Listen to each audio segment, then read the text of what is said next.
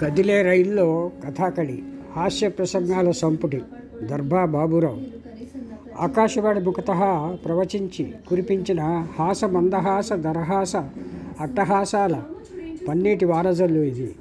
రచయించిన పుస్తకంగా పాఠకులకు ఇప్పుడు దర్శనమిస్తున్న ఈ పరిహాస మేఘం ఇంతకుముందు బాబురావు గారు ఆకాశవాణి ద్వారా రచయించిన ప్రసంగాలను వర్షించింది.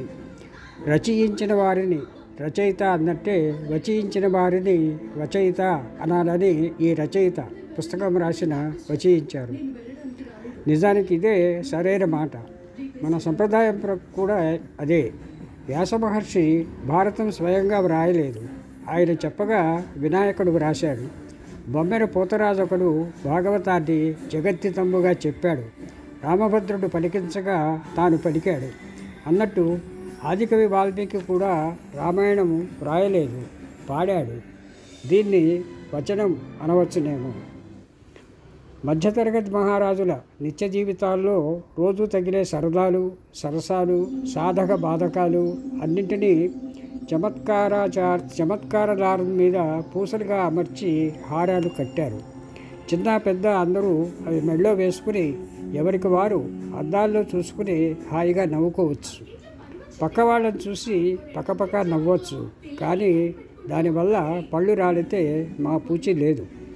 చుర్రుమని తగిలి ఆలోచనలు రేకించే ఊహలు, ఊసులు బోలెడున్నాయి. ఈనాటి విద్యారంగంలో మార్కులు, కళారంగంలో బహుమతులు, చమత్కారాలు వగేరాల మీద చక్కని విసురులు ఉన్నాయి. ఆవుకి 4 కాళ్ళుండును అని రాసిన వారికి 100కి 100 మార్కులు ఇస్తే 2 కాళ్ళు అది రాసిన వాడికి ఆ నిష్పత్తి ప్రకారం 50 మార్కులు ఇవ్వడం ధర్మం. ఒక్కటే కాలు అని రాస్తే ఈనాడు ధర్మం ఒంటికాల మీదే నడుస్తోంది. కాబట్టి సదరు విద్యార్థి సామాజిక స్పృహను గుర్తించి 100 మార్కులు ఇచ్చినా తప్పులేదు. తెలుగు సాహిత్యంలో హాస్యం తక్కువ అనుకునే వారికి ఇది అక్షరాల సూటి జవాబు. రచయితకు వచయితకు జై. బారిస్టర్ పారతీశం. గోదావరి, గోరింటాకు, గోంగూర, గిరీశం, కచడతపలు, గసడదబలు, బారిస్టర్ పారతీశం, 16 అణాలు ఇవి అసలు సిసలు తెలుగు దినుసులు, తెలుగుతనపు జెండాలు. బారిస్టర్ పారతీశం మనల్ని పొట్ట చెక్కయ్యేలా నవ్వించడం మొదలుపెట్టి 70 ఏళ్ళు అయింది. ఇంకా 170 ఏళ్ళు అయినా నవ్విస్తూనే ఉంటాడు.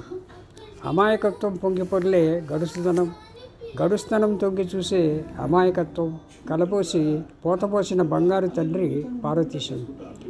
మొక్కపాటి వారి అబ్బాయిగా మన ముందుకొచ్చిన చిరంజీవి పారతీశం త్రివిక్రముడులా పెరిగి పెద్దవాడే.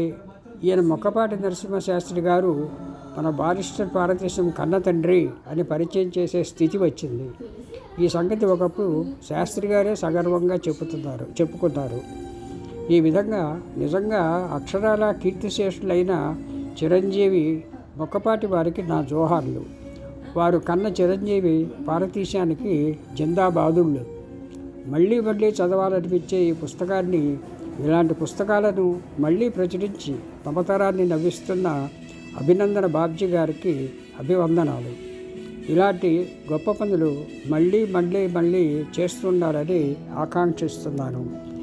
టీవీ ప్రేక్షకులు కూడా ఈ పుస్తకాన్ని నిజంగా కొనేసి చదివితే టీవీలో కన్నా గొప్ప చిత్రాలు కనిపిస్తాయని, కరెంటు ఖర్చు ఉండదని గ్యారంటీ ఇస్తున్నాను.